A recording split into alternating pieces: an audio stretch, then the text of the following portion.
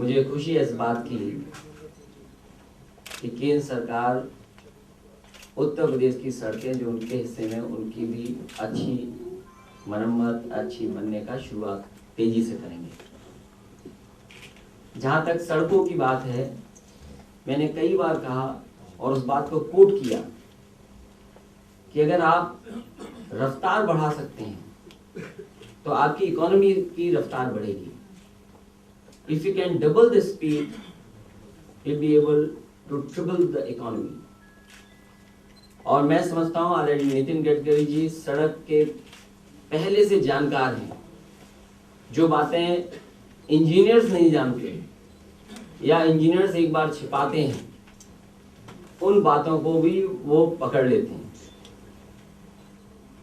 जहाँ हाईवे और एक्सप्रेसवे बने, उनमें जो शुरुआत की थी, मैं उसके लिए भी कह सकता हूँ कि मुंबई से पुणे जो एक्सप्रेसवे बना था वो आप ही की देन है। और कम से कम आपने वो बात भी पकड़ी जहाँ एस्टिमेट बहुत ज़्यादा था। कोई प्राइवेट कंपनी बहुत ज़्यादा लागत में वो सड़क बनाना चाहती थी, लेकिन आपने अपनी सूझबूझ से ईपीसी मॉडल पे सड़क कम पैसे में ज़्यादा नौजवानों को भी नौकरी देने का काम किया। और वही विभाग आज आप पर है। आपने पहले से सड़क की डिज़ाइन, फ्लाईओवर्स की डिज़ाइन, आरओबी की डिज़ाइन, इन चीज़ों पे भी आप जानकारी रखते हैं और आप पे बड़ा अनुभव है। तो जैसा मैंने कहा कि if you can double the speed you will be able to triple the economy. और देश की आर्थिक व्यवस्था तब बेहतर होगी जब प्रदेशों की आर्थिक व्यवस्था बेहतर हो। उत्तर प्रदेश आबादी का सबसे बड़ा प्रदेश है। सड़क अच्छी हो, मैंने मांग की कुछ सड़कों की, वो आपके है उस पर कि उसमें हमारा सहयोग करेंगे और आश्वासन भी मिला है।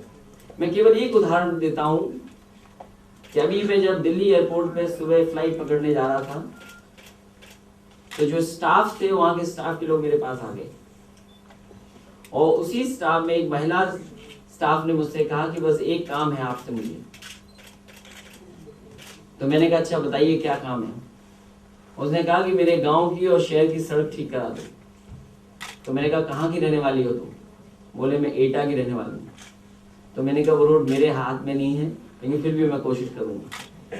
मैं छुट्टी से वापस आया और आपसे मिलने का मौका मिल गया।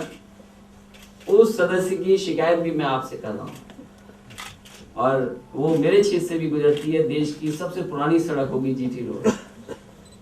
हालांकि बहुत सारी बातें हुई हैं, मैं धन्यवाद दूंगा, बधाई दूंगा कि उत्तर प्रदेश के बारे में विशेष ध्यान दे रहे हैं आप। और अगर इतना ही विशेष ध्यान देते रहेंगे तो मैं समझता हूँ उत्तर प्रदेश तो करेगा ही करेगा, खुशहाली के रास्ते पे जाएगा। देश की आर्थिक व्यवस्था भी बहुत बेहतर हो जाएगी। इन्हीं शब्दों के साथ मैं आपको आश्वासन दिलाता हूँ, लैंड एक्विजिशन में है, ट्रीज कटिंग में है, जितनी भी रुकावटें होंगी उनको जल्दी से जल्दी दूर करेंगे।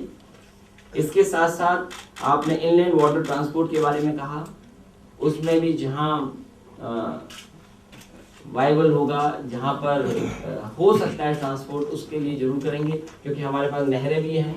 जो पहले नहरें बनी थी ब्रिटिश पीरियड में, वो इसी तरीके से बनी थी कि जहाँ पर ट्रांसपोर्ट हो सकता था। लेकिन आज़ादी के बाद वो हमारे जो पुल बनने का तरीका शुरू हुआ, वो हमारे वाटर इनलैंड जो कैनाल में हम ट्रांसपोर्ट कर सकते थे, वो रुकावट बन गई। इसी तरह मैं आपके उस सुझाव के भी पक्ष में हूँ और जहाँ कहीं भी हमने सड़कें बनाने की कोशिश की है कि सीमेंट कंक्रीट या आरसीसी सड़कें बनाएं।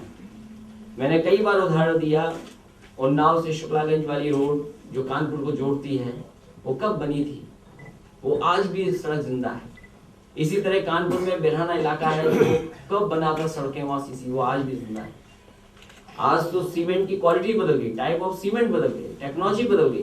तो मैं समझता हूँ कहीं ना कहीं हम लोग उस दिशा में काम करेंगे जहाँ सड़क बने, उसकी लाइफ भी लंबी हो। जो सुझाव आपकी तरफ से आया वो जरूर हम लोग सरकार के माध्यम से अमल करना शुरू करेंगे। इन्हीं शब्दों के साथ एक बार फिर मैं आदरणीय नितिन गडकरी जी का विशेष स्वागत करता हूँ और धन्यवाद, आभार इसलिए प्रकट करता हूँ कि उत्तर प्रदेश की सड़कों पे अब वो बहुत ध्यान देने वाले हैं। ज़्यादा से ज़्यादा हमारा सहयोग उनके साथ रहेगा।